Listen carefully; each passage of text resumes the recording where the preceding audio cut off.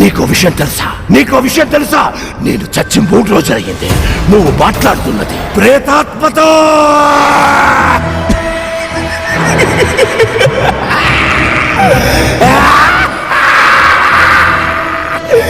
నీ వల్ల నేను దిక్కులేని చావు చచ్చానే.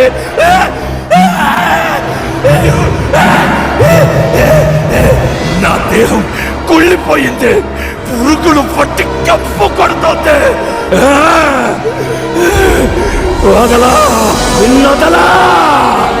రణశేషం మిగలని పను నీ వంశంలో వంశం.